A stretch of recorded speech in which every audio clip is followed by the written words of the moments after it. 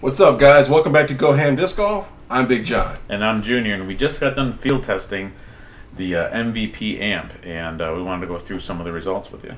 Now, before we get into the actual review and tell you guys what we think about this, just we're gonna overlay some field footage of us right here. We went out to the local field and we just threw this disc a ton of times. We both knew that it was understable, but we wanted to see exactly how overstable this guy was. And it just proved itself over and over again. No matter what we did, it's understable, like I said. You guys have heard me mention the amp before. You know that I love the Volt, the shock, and the amp, the 3 fairway drivers from MVP.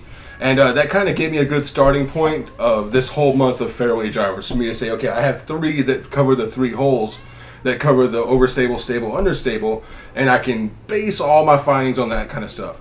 And the amp was in my bag for a very long time. This guy is understable. I think there's only one other disc in the whole world I've ever seen that's more understable than this guy right here. But I absolutely love the disc. Like I said, it's understable. Expect that out of it. The amp's got a great feel to it. It is very reliably understable. What's nice about the amp is throwing it on those flat or Anheuser lines, and it's gonna take you right there. It's a good, in my opinion, like out of trouble disc. Yeah.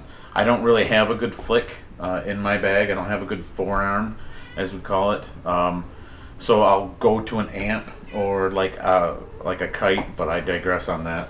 I'll go to a kite to get on those flick lines that I don't really have the forearm for. Now, one thing to be careful with something as understable as an amp is, like I said, expect it to be understable. If you're playing in a cross breeze, and if you're right-handed and you're playing with a crosswind that's going from left to right, and you throw this guy on an Anheuser line, you're going to be walking to pick him up because the amp has an amazing amount of glide. It's going to get up there, it's going to hold the line, and it's just going to keep going. I would not suggest throwing this guy into any kind of wind whatsoever unless your wind is going to help out your throw. We even went as far as hyzer flipping this guy a couple times, and even when we hyzer flipped it into a headwind or a crosswind, it still popped up and went understable on us. It was hard to get this guy to fly stable.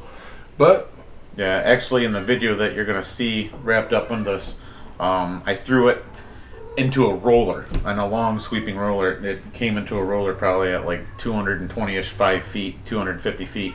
Came into a roller and rolled around the pin. yeah. So just be careful with it. The one thing that we need to point out is we were throwing this probably at 90% speed. Yeah. We've been playing for a lot of years, so this might be a really great beginner disc. Right. Lower speeds, this will not flip over, you know, right. For you. Different lines, we threw it hyzer, Anheuser, and flat. Tried to throw it up a little higher, a little lower, try to do some worm burner with it. So we're really trying to give you a good mix on all these videos. Right. Disc Golf Center was nice enough to help us out to do these reviews, so we're trying to do as extensive as a review as we can. Right. We're only 2 guys. We're not pros. We're not getting paid to do this, so we're giving it all our all for this process. Yeah.